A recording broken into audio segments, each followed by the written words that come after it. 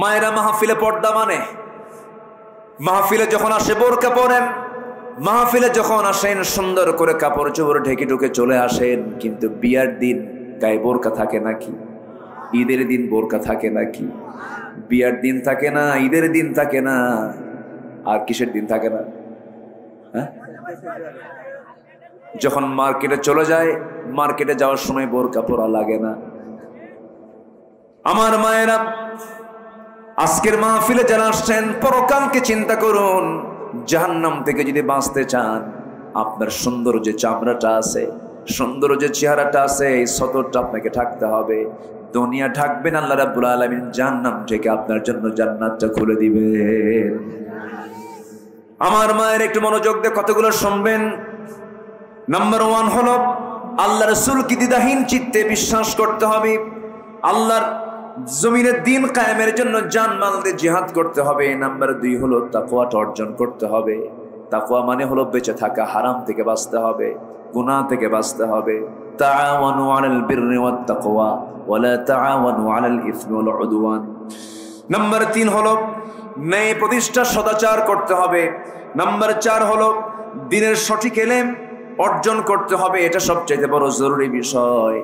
এক শয়তান কখনো শিক্ষিত মানুষকে সহজে ঠকাতে পারে না, শয়তান ধরে মূর্খকে। কিন্তু শয়তান কখনো কোরআনের জ্ঞানে জ্ঞানবান বান্দাকে কখনো ফিতনায় ফেলতে পারে না। হেরে যায় জ্ঞানের কাছে, সবাই হেরে যায়। জ্ঞান হলো পাওয়ার। জ্ঞান কি? শক্তি। এই শক্তির কাছে পৃথিবীর কোনো শক্তি টিকতে পারে না। সেই জ্ঞান হলো ওহীর জ্ঞান, সেই জ্ঞান হলো কোরআনের জ্ঞান। সেই জ্ঞান নিজে অর্জন করতে হবে, সন্তানকেও শেখাতে হবে। সন্তানকে চোখ বন্ধ করে মাদ্রাসায় দিবেন। কোথায় দিবেন বলেন? স্কুলে দিয়া বহু গার্জিয়ান ভুল করে ফেলছে। বেশ কিছু মুরব্বী ঢাকার জুমার মসজিদে মাঝে মাঝে খুতবা দেই। ডাক্তারের বাবা, ইঞ্জিনিয়ারের বাবা, সচিবের বাবা, এই সমস্ত বড় বড় অফিসারদের বাপরে সে ডুকরে ডুকরে কান্দের, বলে হুজুর জীবনে বড় ভুল করেছি, সন্তানগুলোকে আলেম বানাই নাই, সন্তানগুলোকে কোরআন শেখাই নাই। এই বুড়া বয়সে সন্তানরা আমাকে দেখার সময় পায় না, আমার খেদমতের সময় পায় না। আমার বন্ধুগণ, যে সন্তান তার বাবাকে বুড়াকালে বৃদ্ধাশ্রমে রেখে আসে, সেবা করার সময় পায় না, ওই সন্তানটা সৎ সন্তান না অসৎ সন্তান, যোগ্য না অযোগ্য সন্তান, অযোগ্য সন্তান। আল্লাহর কসম করে বলবো আমি, পৃথিবীর কোনো বৃদ্ধাশ্রমে পাবেন না যে কোন বৃদ্ধাশ্রমে কোন আলেমের বাবা আছে, কোন হাফেজের বাবা আছে, কোথাও পাবেন না। আপনি আল্লাহর কসম করে বলি আমি। কিন্তু ওই সমস্ত বৃদ্ধাশ্রমে কোন বাবাগুলোকে রেখে আসে, কোন সন্তানরা কোন বাবাকে রেখে আসে, যে সন্তানগুলোর সিনার মধ্যে কোরআনটা ওঠে নাই। ঠিক কিনা? অতএব সন্তানকে দেখাতে হবে কার ভয়? সন্তানদের দেখাতে হবে আখিরাতের ভয়, আখিরাতের চিন্তা সন্তানকে ভালো করতে পারে। সন্তানকে সেই শিক্ষায় দিবেন। জোরে বলি ইনশাআল্লাহ, জোরে বলি ইনশাআল্লাহ। শিক্ষা নিয়ে কাজ শুরু করেছি আমি ব্যক্তিগতভাবেও, দোয়া করবেন। আমি বহুদিনের লালিত একটা স্বপ্ন ছিল, শিক্ষা প্রতিষ্ঠান গড়বো। কিন্তু গড়বো কেমনে? আমরা গড়তে চাই, ওরা ভাঙতে চায়। ঠিক কিনা বলেন? আমরা গড়তে চাই, ওরা ভাঙতে চায়। বহু স্কুল তার, বহু মাদ্রাসা তারা বন্ধ করে দিয়েছিল। মাদ্রাসাকে তারা জঙ্গি প্রজনন কেন্দ্র হিসেবে ঘোষণা করেছিল। তারা ট্রান্সজেন্ডারকে চালু করতে চেয়েছিল। এই বছরের শুরুতে শিক্ষকদেরকে ট্রেনিং এর নামে ব্যাঙের ডাক, হাঁসের ডাক শেখানো হয়েছিল। ঠিক কিনা? আমরা সময় পেয়েছি, এখন আমরা জাতিকে গড়ব। শিক্ষায় যদি আপনার সন্তানকে যদি গড়ে তুলতে পারেন, শিক্ষার বিপ্লব দিয়েই এটি জাতীয় বিপ্লব অর্জন করা সম্ভব হবে। ঠিক কিনা? আল্লাহ কবুল করুন। জোরে বলি আমিন, আরো জোরে আমিন। আমরা বিভিন্ন কারিকুলাম সিলেবাস আমরা শিক্ষা মন্ত্রণালয়ে আমরা দিচ্ছি, আমরা পরামর্শ দিচ্ছি। আল্লাহ কবুল করুন। জোরে বলি আল্লাহুম্মা আমিন, আরো জোরে আল্লাহুম্মা আমিন। নাম্বার 5 হলো নেক আমল করতে হবে, কম না বেশি। নেক আমল ছাড়া আমার হাতে ক্ষমতাও দিবেন না কে? আজ কে দিবেন না? কে দিবেন না? নেক আমল হলে ক্ষমতা আমার হাতে দিয়ে দিবেন কে? আল্লাহ দিবেন। ওয়াদাল্লাহুল্লাযীনা আমানু মিনকুম ওয়া আমিলুস সালিহাত লা ইস্তাখলিফান্নাহুম ফিল আরদ। আল্লাহু আকবার বলেন। এইজন্য নেক আমলটা করব আমরা। জোরে বলি ইনশাআল্লাহ। নাম্বার 6 হলো ধৈর্য ধরবো। কি ধরবো বলেন? ধৈর্য। মাহফিলে আসা আগে না ধৈর্য আগে? চাচা বসেন, বসেন, বসেন,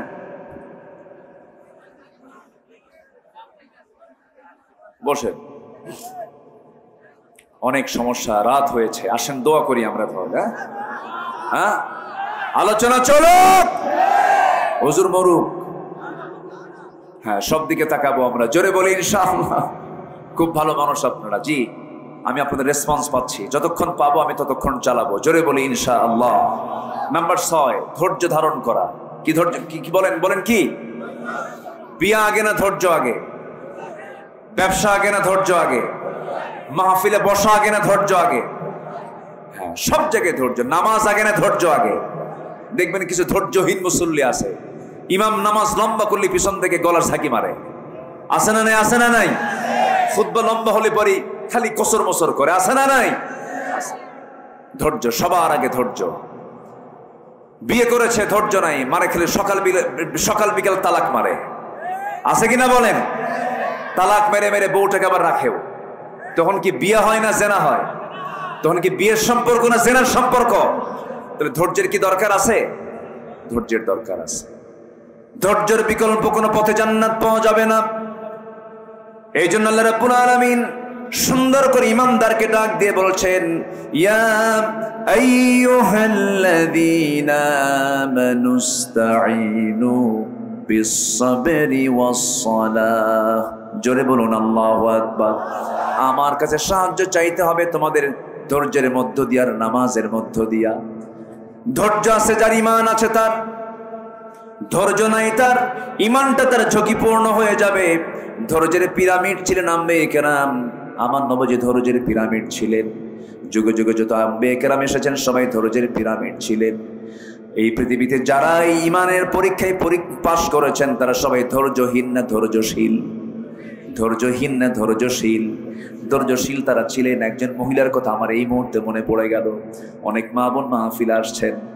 সেই মহিলাটা খুব দামি মহিলা ছিলেন, দুনিয়াতেও তার কম দাম ছিল না। স্বামীটা ছিল একজন প্রেসিডেন্ট, অনেক বড় দাপটে একজন নেতা ছিল, কিন্তু তিনি ছিলেন ইমানদার। ওই মহিলার স্বামী ছিল বড় দাপটে একজন নেতা ছিল, বড় জালিম শাসক ছিল, কিন্তু স্বামী বড় শাসক হওয়ার পরও তার শাসনকে তিনি গ্রহণ করতে পারেন নাই। তার কোনো কিছু সুযোগ সুবিধা তিনি নেন নাই। সেই মহিলার নাম হচ্ছে আসিয়া আলাইহিস সালাতু ওয়াস সালাম। স্বামীর নাম কি বলে? স্বামীর নাম কি? ফেরাউন। এই ফেরাউনকে তিনি পেয়েছিলেন, কিন্তু ফেরাউন শাসক হলেও সে ছিল কি সৎ শাসক না জালিম শাসক? সৎ না জালিম? জালিম শাসক ছিল। তো সেই যুগের পয়গম্বর ছিলেন মুসা আলাইহিস সালাতু ওয়াস সালাম। মুসার দাওয়াত চলে গেছে একদম ফেরাউনের বাড়ি পর্যন্ত। আল্লাহু আকবার বলে। একদম হেড অফিস। কোথায় বলেন তো? কোথায়? Head office. আসিয়া আলাইহিস সালাতু ওয়াস সালাম কালিমা গ্রহণ করলেন। কালিমার নিউজটা যখন ফেরাউনের কানে চলে গেল, ফেরাউন বলল, আসিয়া কি যেন শুনলাম, এটা কি সত্যি? আসিয়া বলছেন, আমার যৌবন আপনার কাছে, আপনার যৌবন আমার কাছে। আমি আপনার স্ত্রী, আপনি আমার স্বামী। আমি সত্য বুঝে পেয়েছি, আপনিও সত্য বুঝে দিনটা গ্রহণ করেন। ফেরাউন কয়, আসিয়া আমিও জানি মুসা সত্য, মুসার দিন সত্য, আখিরাত সত্য, কিন্তু ঘটনা প্রকাশ করা যাবে না। এরকম লোক এখনো আছে না নাই? এখনো আছে না নাই? কোনটা হক দল, বাতিলরা কিন্তু ভালো চেনে, ঠিক কিনা? 5 অগাস্টের 7 দিন আগেও না, মাত্র 5 থেকে 6 দিন আগে একটা দলকে দেশে নিষিদ্ধ করা হয়েছিল। মনে আছে আপনাদের? মনে আছে? এই দেশে কি দল কি খুঁজে খুঁজে একটাই, না আরো দল আছে? আরো দল আছে না নাই?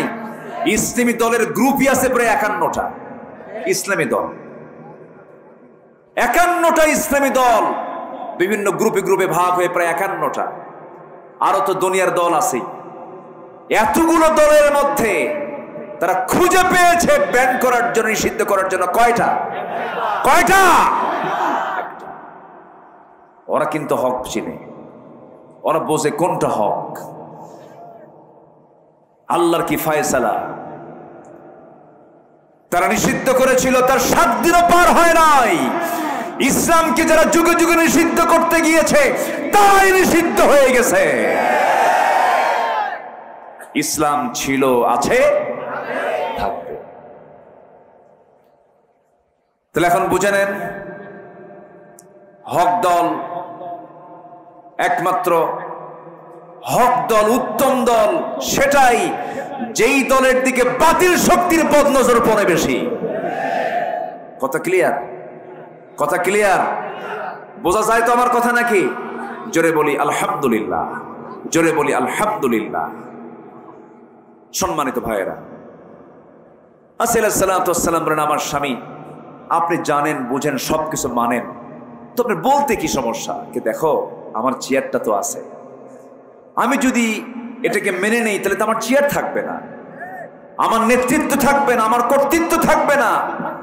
অতএব আসিয়া তুমি আমার পরিবারের মানুষ, আমার সন্তানের মা, তুমি আমার স্ত্রী, তুমি আমার কথা ফলো করো, মুসার দিন তুমি গ্রহণ করতে যেও না, রসুলকে মানতে যেও না, নবীকে মানতে যেও না, আমি বড় বিপদে পড়ে যাব। খুব চেষ্টা করতেছে ফেরাউন, কারণ বইয়ের দিকে সবার টান আসে না নাই? আসতে বলবেন না, আসে না নাই? বউকে ভয় লাগে না একটু? আস্তে আস্তে কয়, বউকে ভয় লাগে না? এই ভয় লাগে না? হ্যাঁ, বউরে ভয় না করলে সংসার হবে? ও তো বিশাল বড় দারোগা বউ। কোন স্বামী যদি বউকে পাশে নিয়ে যদি কোনো বাইরে যায়, বেড়াতে গেছে, হয়তো মার্কেটে গেছে, যদি কোনো পুরুষ তার বউয়ের সামনে যদি অন্য কোনো পর নারীর দিকে তাকায়, হয়তো 29 সেকেন্ড তাকায় ছিল, আর এই দৃশ্য যদি স্ত্রীর চোখে ধরা পড়ে, ওই সময় কিচ্ছু বলবে না।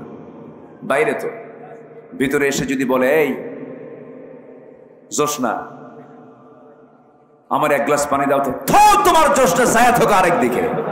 কি কথা কি বুঝতেছেন আপনি? এক ধমকে আপনার খামসারা, ওই রাত আর ঘুম হবে না।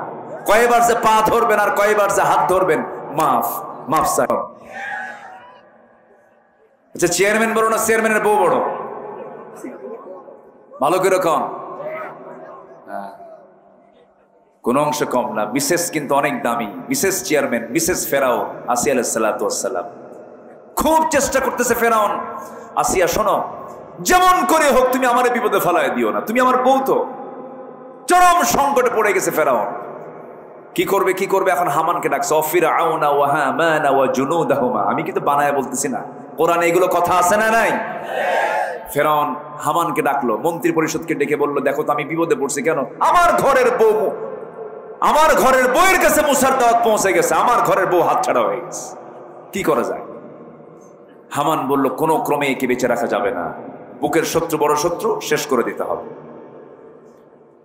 আসিয়া আলাইহিস সালাতু ওয়াস সালাম শেষ পর্যন্ত স্বামীকে অনেক বোঝানোর চেষ্টা করলেন, পারলেন না। ফেরাউন বোঝায় উল্টা দিক, তাও ফেরাউন পারল না।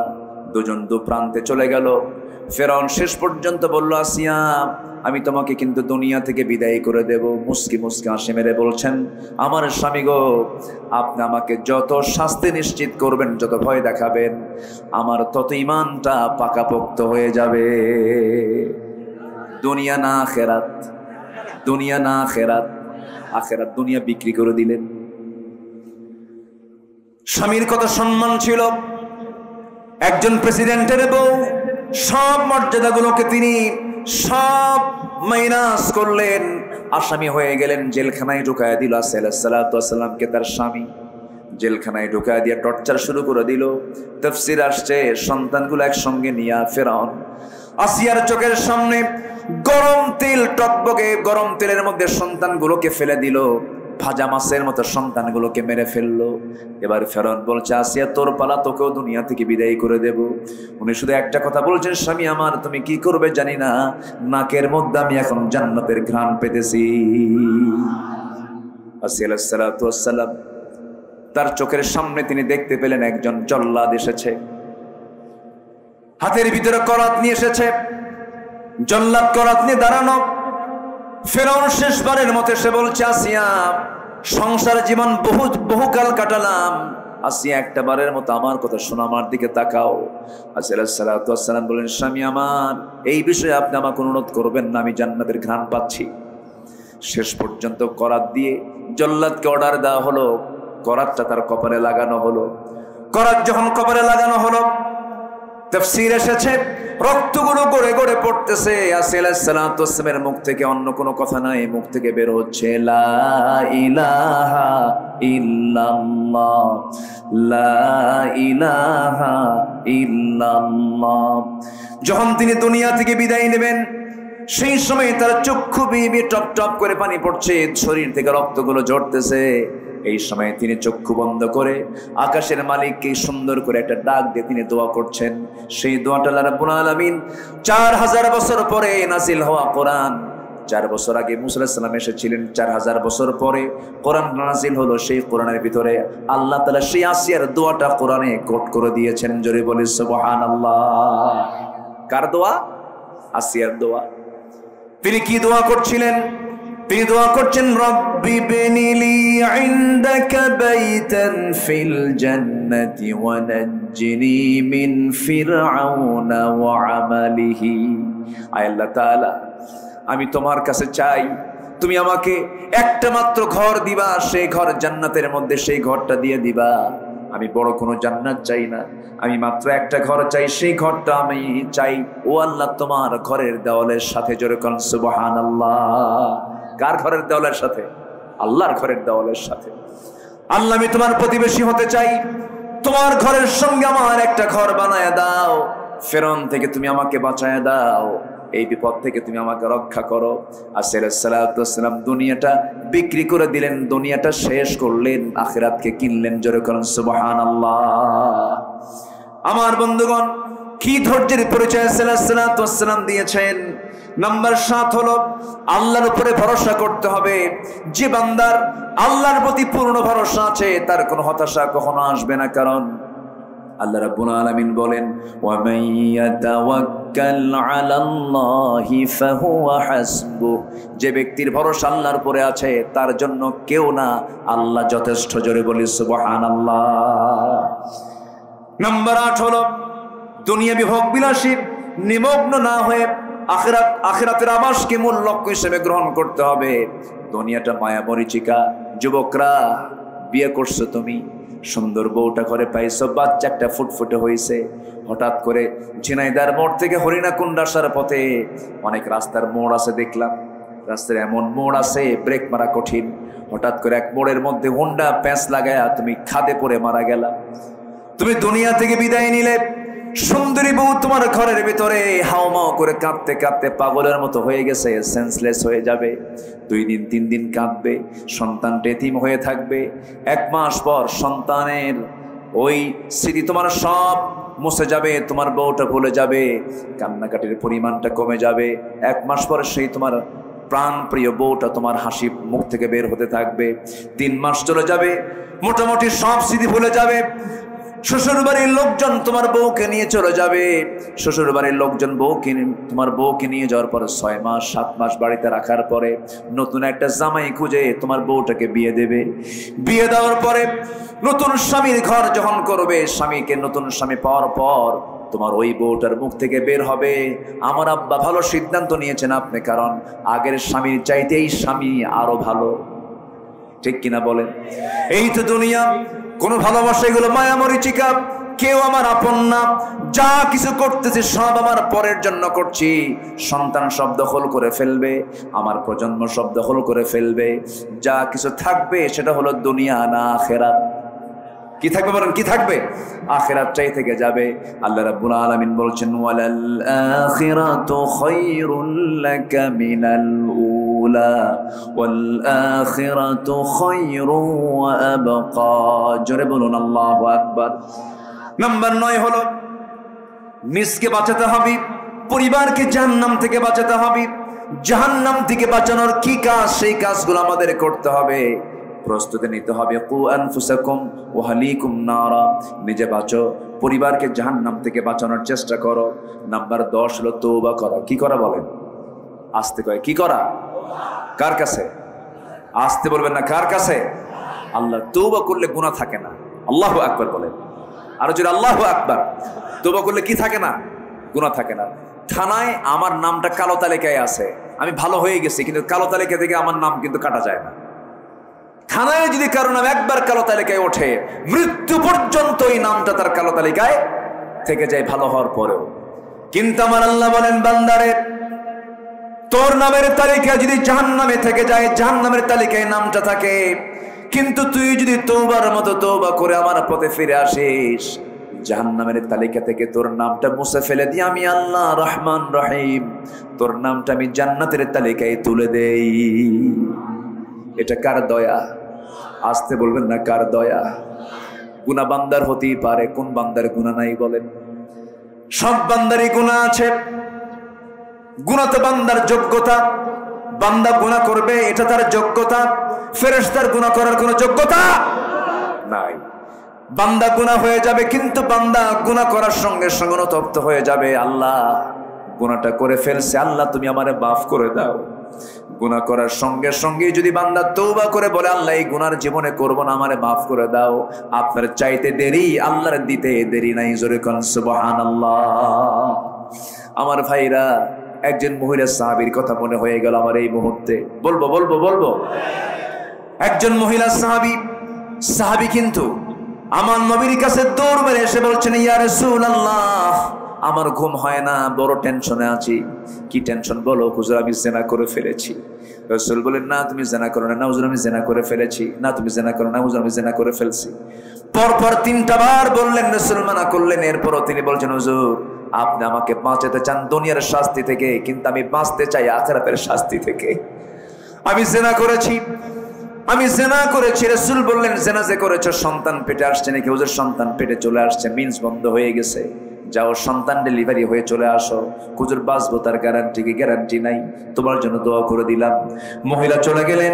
সন্তান ডেলিভারি হওয়ার আগ পর্যন্ত সেজদায় পড়ে পড়ে কাঁদেন, চোখের পানি ফেলে ফেলে কাঁদেন। এক পর্যায়ে 9টা মাস পার হলো, সন্তান ডেলিভারি হলো। কিতাবের মধ্যে আসছি 2 দিন পরে নয়, 3 দিন পরে নয়, মাত্র 1টা দিন পর নবীর দরবারে এসে বলছে, হুজুর সন্তান ডেলিভারি হলো, আপনি আমার উপর আইনটা কার্যকর করে দেন। রাসূল বলছেন, মহিলা সন্তান তো ডেলিভারি হয়েছে, সন্তানটা জীবিত না মৃত? সন্তান তো জীবিত রেখে আসছি। রাসূল বলেন, হাউলাইনি কামিলাইন, কোনো কথা নাই। সন্তানকে 2টা বছর দুধ তোমাকে খাওয়াতে হবে, কারণ তোমার স্তনে আছে সন্তানের হক, যাও দুধ খাওয়াও। হুজুর বাঁচবো তার গ্যারান্টি কি? আমি গ্যারান্টি দিতে পারবো না, তবে তোমার জন্য দোয়া করে দিলাম, আমি যাও চলে যাও। মহিলা চলে গেলেন। সন্তান ডেলিভারি হওয়ার পরে সন্তানকে আবার দুধ লালন পালন করলেন, দুধ খাওয়ালেন। 2 বছর নয় 6 মাসের মাথায় সন্তানের টোটালি দুধ বন্ধ করে দিলেন। টোটালি দুধ বন্ধ করে অন্য খাবারের প্র্যাকটিস গড়ে তুলে সন্তানকে এবার 3 দিনের মতো সন্তানকে কোলে করে নিয়ে নবীর সামনে হাজির হয়ে বলছেন, হুজুর এবার দিয়ে আমি 3 বার আসলাম শাস্তি নেবার জন্য, আমার উপরে শাস্তি কার্যকর হোক এটা আমি চাই। আপনি আমাকে আজকের ফেরত দিবেন না। আমার বুকের স্তন ছাড়াও দুধ ছাড়াও সন্তানটা বাঁচবে এমন ব্যবস্থা আমি করে দিয়েছি, অন্য খাবার খেয়ে বাঁচতে পারবে।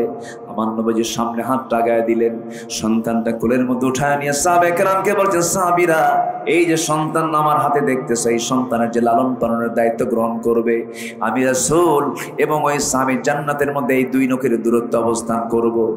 কয়েকজন দৌড় মারলেন, সন্তান একজন হাতে তুলে দিলেন। রাসূল বলছেন, যাও মহিলাকে নিয়ে যাও, উন্মুক্ত মরু প্রান্তরে বুক পর্যন্ত পুঁতে রেখে পাথর মেরে তাকে শেষ করে দাও। কার বিধান? আসতে বলবেন না কার বিধান? নবীজি হুকুম দিচ্ছেন, কিন্তু নবীজির চোখ বেয়ে বেয়ে টপ টপ করে পানি পড়ছে। উম্মতের প্রতি আমার নবীর দরদ কম না বেশি? আসতে বলবেন খুব কম না খুব বেশি? খুব বেশি দরদ। কাল হাসরের ময়দানে সবাই বলবে নাফসি নাফসি, শুধু একটা মাত্র ব্যক্তি বলবেন উম্মতি উম্মতি। সব মানুষ সমস্ত নবী সমস্ত মানুষ সব বলবে নাফসি নাফসি। আমার নবী একটা বড় নাফসি নাফসি বলবেন না, বলবেন আমার নবী উম্মতি উম্মতি। আমার নবীজি বলছেন, এই মহিলাকে নিয়ে যাও, উন্মুক্ত মরু প্রান্তরে বুক পর্যন্ত পুঁতে রেখে পাথর মারো। নবীজি হুকুম দেন, নবীজি চোখের পানি ফেলে ফেলে কাঁদেন। সাহাবায়ে কেরাম ধরে নিয়ে চলে গেলেন, বোরকা পরায়া দিয়া বুক পর্যন্ত পুঁতে রেখে পাথর যখন মারতেছিলেন, সাইয়েদনা আলী পাথর মারতেছিলেন, সেই সময় ওই মহিলার রক্ত কিছু এসে আলীর হাতে লাগলো। রক্ত লাগার সঙ্গে সঙ্গে তিনি নাসিকা কঞ্চিত করলেন। আমার নবীর সামনে এসে বলছেন, ইয়া রাসূলুল্লাহ আমরা যখন পাথর মারছিলাম ওই মহিলার কিছু নাপাক রক্ত এসে আমার হাতে লেগেছিল। নাসিকা কঞ্চিত করলেন, পড়াশোনা করছেন। রাসূল বলছেন, আলী তুমি কার রক্তকে নাপাক রক্ত বলো? তুমি কোন মহিলাকে পড়াশোনা করছো? তুমি কি জানো ওই মহিলার রক্ত জমিনে পড়ার আগেই আল্লাহ পাক তাকে জান্নাতের মেহমান বানায় নিয়েছে? তওবা বলেন কি? বলেন কি? তওবা। আমার নবীজি বলেন, আলী যা বলেছো বলেছো, মহিলার জানাজার আয়োজন করো। আমি জানাজা পড়ায় দেব। রাসূল জানাজা পড়ালেন। জানাজা পড়ানোর শেষে রাসূল বলেছেন, সাহাবীরা, এই যে মহিলার জানাজা সম্পন্ন হলো, এই মহিলার জীবনের শেষ সময় পর্যন্ত তাকে আটকে রাখার জন্য জেলখানার প্রয়োজন হয় নাই, তাকে আটকে রাখার জন্য কোনো পুলিশ যাওয়া লাগে নাই। মহিলা নিজে হাজির হয়েছে বিচার প্রার্থী হয়ে বিচারকের কাছে। কার ভয়ে? আসতে বলবেন না, কার ভয়ে? আল্লাহর ভয়ে। আমার নবীজি বলছেন, ও সাহাবীরা, এই মহিলার জীবনের শেষ সময় পর্যন্ত যে পরিমাণ তওবা করেছে, এই তওবা যদি এই মদিনার ৭০ জন গুনাহগার বান্দাদের মাঝে যদি বন্টন করে দেওয়া হতো, ৭০ জন গুনাহগারকে আল্লাহ রাব্বুল আলামিন মাফ করে প্রত্যেককে আল্লাহ রাব্বুল আলামিন জান্নাত দিয়ে দিতেন। আমরা তওবা করব, জোরে বলি ইনশাআল্লাহ। আজকে থেকে এক ওয়াক্ত নামাজ ছাড়বো না। কোন কোন বান্দা বান্দি আছেন হাত উঁচু করেন, জোরে বলি ইয়া আল্লাহ। আমাদেরকে 5 ওয়াক্ত সালাত আদায় করার তৌফিক তুমি আল্লাহ দিয়া দাও। জোরে বলি আমিন, আরো জোরে আমিন, আরো জোরে আমিন। অনেক সময় হয়ে গেছে, 12টা বেজে গেছে, 12:10 কাছাকাছি হয়ে যাচ্ছে। আসুন যতটুকু হয়েছে আমরা বলে ফেলি আলহামদুলিল্লাহ। জোরে বলি আলহামদুলিল্লাহ। 15টি পয়েন্টের 10টা পয়েন্ট হলো, আরো কিছু পয়েন্ট ছিল, কিন্তু আপনাদেরও আমি ধৈর্যচ্যুতি ঘটাতে চাই না। এই যে বসেন, বসেন, নামাজের মতো করে বসি আমরা, নামাজের মতো করে। ধৈর্য ধারণ করার শক্তি দাও গো মেহেরবান, আমায় দাও গো মেহেরবান। বুকের ভেতর ব্যথার নদী বইছে অবিরাম, বইছে বইছে অবিরাম। ধৈর্য ধারণ করার শক্তি দাও গো মেহেরবান, আমায় দাও গো মেহেরবান। জোরে বলি আমিন, আরো জোরে আমিন। আমরা সবার জন্য দোয়া করব, নামাজের মতো করে বসি আমরা। আমি অসংখ্য ধন্যবাদ জানাচ্ছি যে আপনারা এত রাত পর্যন্ত সবাই বসে বসে আলোচনাগুলো শুনেছেন। আল্লাহ কবুল করুন, জোরে বলি আমিন। অনেকে প্রবাস জীবনে আছেন, আমরা তাদের প্রবাস জীবনকে দোয়া করি, আল্লাহ তাদের প্রবাস জীবনকে সুখময় করে দেন, জোরে বলি আমিন। আচ্ছা, এখানে কিছু প্রশ্ন আসছে, কিভাবে একজন ভালো মুসলমান হওয়া যায়? তাহলে তো নতুন করে আবার 2 ঘন্টা ওয়াজ করতে হবে। আচ্ছা, হ্যাঁ, মহিলাদের পিরিয়ড চলাকালীন কি, আচ্ছা, হাতে না ছুঁয়ে আরবি মুখে পড়া যাবে কিনা? হ্যাঁ, দোয়া তাসবিহ তাহলিল গুলো আপনি পড়বেন, আল্লাহর নাম নেবেন না, আপনি নেবেন, কিন্তু কোরআনটা স্পর্শ করা যাবে না। লা ইয়ামাসসুহু ইল্লাল মুতাহহারুন। আল্লাহ তাআলা তাদেরকে এই সময়টা তাদেরকে রুখসত দিয়েছেন। পুরুষের কোনো রুখসত নাই, মেয়েদের রুখসত আছে না নাই? আচ্ছা, আল্লাহ পাক তাদেরকে সুযোগটা করে দিয়েছেন। জি, অনেক প্রশ্নই আসছে, অনেক সময় লাগবে, থাক যতটুকু হয়েছে আমরা বলে ফেলি আলহামদুলিল্লাহ। সবাই বলি সুবহানাকাল্লাহুম্মা ওয়া বিহামদিকা আশহাদু আল্লা ইলাহা ইল্লা আনতা আস্তাগফিরুকা ওয়া আতুবু ইলাইকা।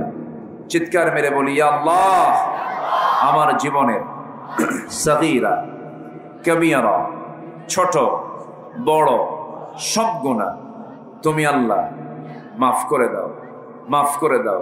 জোরে বলুন, ইয়া রাব্বাল আলামিন, ইয়া রাব্বাল আলামিন। আমার জন্য সবাই দোয়া করবেন, দোয়া করবেন আমার জন্য, আমি আপনার জন্য দোয়া করি। আল্লাহ এই সম্পর্ক আল্লাহ পাক আখিরাত পর্যন্ত গড়ায় দেন।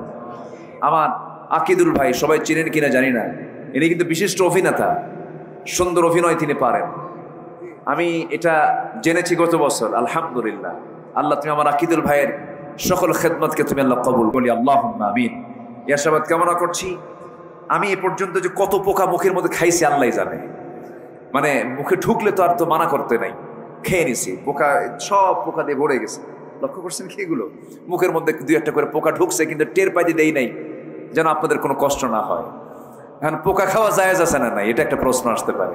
কিন্তু কি করব, গলার মধ্যে গেলে বের করবো বা কেমনে, আর রাখবো বা কেমনে? তো যাই হোক, আসুন আমরা এখন দোয়া করি। আমরা চাইবো কার কাছে? আল্লাহর কাছে। হুমায়ুনের বোন রেশমা কিছু টাকা দিয়ে দোয়া চেয়েছেন, ক্যান্সার হয়েছে একজনের। হুমায়ুনের মা গাজীপুর 5,000 টাকা দিয়েছেন, আরেকজন ভাই দিয়েছেন 500 টাকা। অনেকেই দান করেছেন। আল্লাহ তুমি সবার দানকে তুমি আল্লাহ কবুল করো, জোরে বলি আল্লাহুম্মা আমিন। আরো কিছু মাহফিল আমার এলাকায় আছে। হরিণাকুণ্ড উপজেলার ভিতরে আরো 2টা মাহফিল আমি নিয়েছি। আমার আকিদুল ভাই বলেছেন সেই 2টা মাহফিলে আবারও দেখা হবে কোথাও না কোথাও। একটা হলো জোড়াদহ, আর একটা হরিণাকুণ্ড উপজেলা ফুটবল মাঠ, মেইন প্রপারে না? জি, আল্লাহ তাআলা তুমি সবাইকে সেখানেও যাওয়ার তৌফিক দিয়ে দাও, জোরে বলি আল্লাহুম্মা আমিন। যতটুকু হয়েছে আমরা বলে ফেলি আলহামদুলিল্লাহ। জি, আর আগামী থেকে মাহফিল যখন করবেন এই ভলেন্টিয়ার কি বলে ডেকোরেটর যারা আছেন, এই মেশিন কখনো কাছে রাখবেন না। এই যে মেশিন চলছে জেনারেটর, এই জেনারেটর দূরে দিবেন কোথাও, যেন শ্রোতা এবং বক্তার কানে যেন এই আওয়াজটা যেন কানে না আসে, মাহফিলের পরিবেশকে বিঘ্নিত করে, ঠিক কিনা? মাহফিলের যে একটা নীরব নিস্তব্ধ একটা পরিবেশ, এটা থাকে না, একটু কেমন যেন একটা ব্যস্ত ব্যস্ত পরিবেশ সৃষ্টি হয়ে যায়। এটা মাথায় রাখবেন। আসুন আমরা আল্লাহর কাছে, আপনি দোয়া করে দেন। হ্যাঁ, আপনি দোয়া করেন। গজল শুনবেন? আগ্রহ আছে আপনাদের? আমার আকিদুল ভাই ভালো পারে।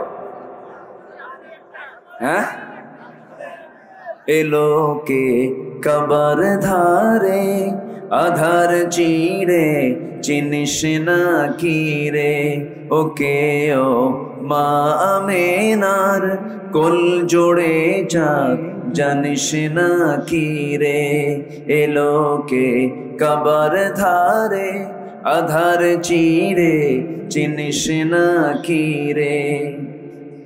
মুতালিব আজকে কেন বেহুশ হেন, বকে খুশির বান বেদনার সুপ্ত খাতে হাত বোলাতে করে আগমন সাহারার হৃদয় ভরা ঝরনা ধারা বইল না কি রে। কে? মুহাম্মদ সাল্লাল্লাহু আলাইহি ওয়াসাল্লাম। বাগিচায় ছন্দ বিলায় বুলবুলি হায়, আজ সে দিওয়ানা চুমু খায় প্রেমের ভাষায় গভীর নেশায়, বেপরওয়ানা গোলাপের অধর ভরে খুশবু ঝরে রয় না বাকি রে, এলোকে কবর ধারে আধার চিরে চিনিস না কি রে, ওকে ও মা আমেনার কোল জোড়ে চাঁদ জানিস না কি রে, জানিস না কি রে, জানিস না কি রে।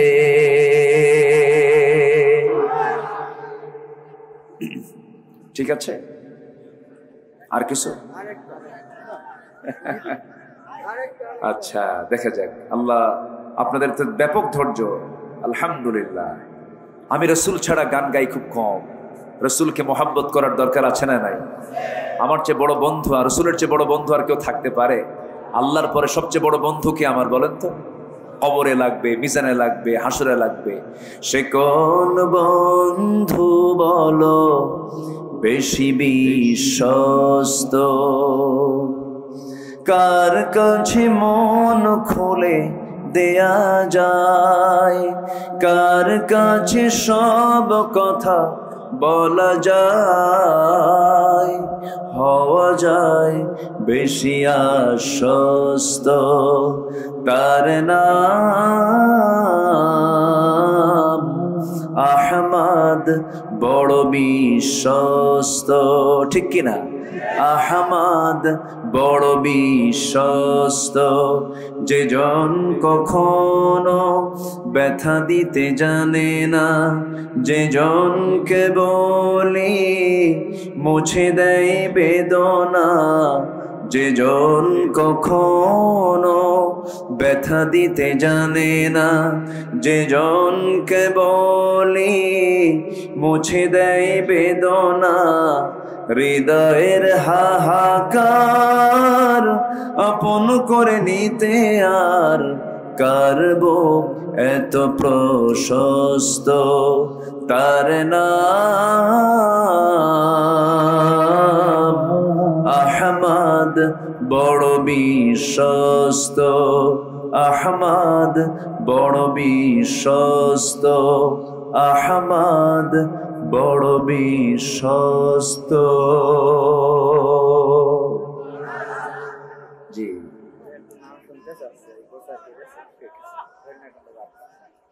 জি আলহামদুলিল্লাহ। আসুন আমরা আল্লাহর কি এটা সরাসরি, ও আচ্ছা, আজকের আলোচনা হরিণাকুণ্ড বার্তা একটা মিডিয়া আজকের আলোচনাটা প্রচার করেছে। জি আল্লাহ তুমি তাদের উত্তম জাযা দিয়ে দাও, জোরে বলি আমি।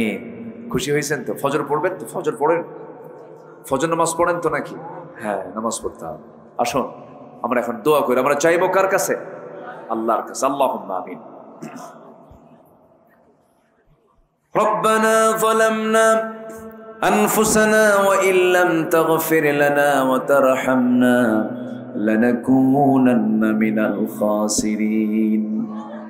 গভীর রাত, নিঝুম রাত, ঝিমানো রাত্রিতে হাজারো মুসলমান নরনারী নিয়ে তোমার কালামের দুটো আয়াতকে সামনে রেখে কিছু কথা বলার চেষ্টা করেছি।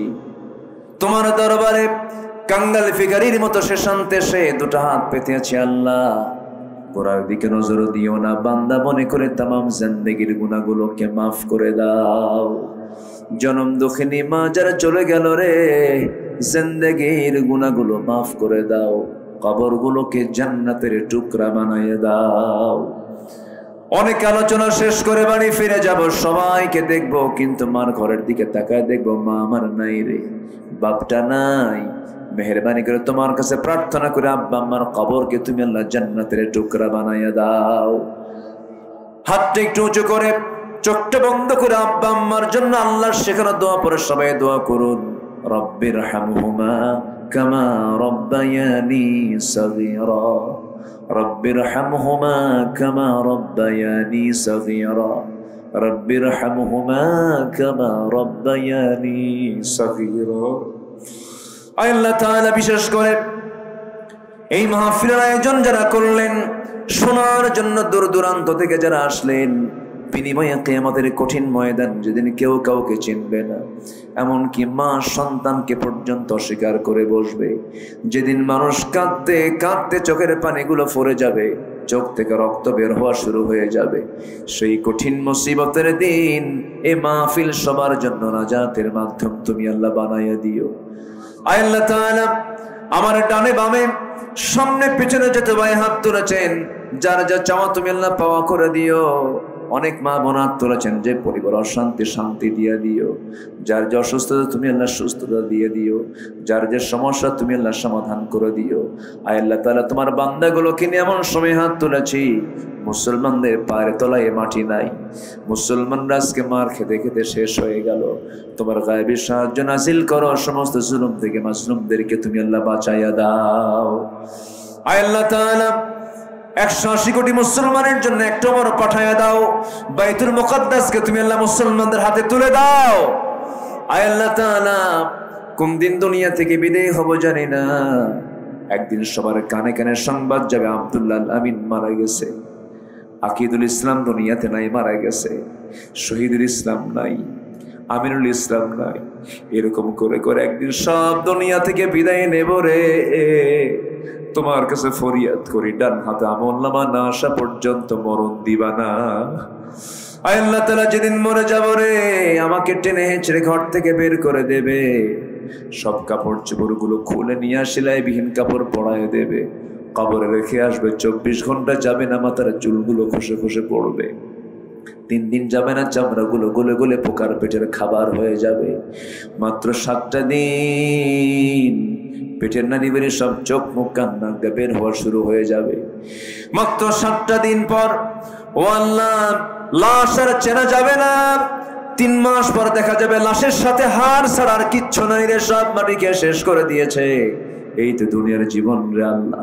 সে অন্তিম সময় যখন চলে আসবে, জবানে জারি করে দিও লা ইলাহা ইল্লাল্লাহু মুহাম্মাদুর রাসূলুল্লাহ।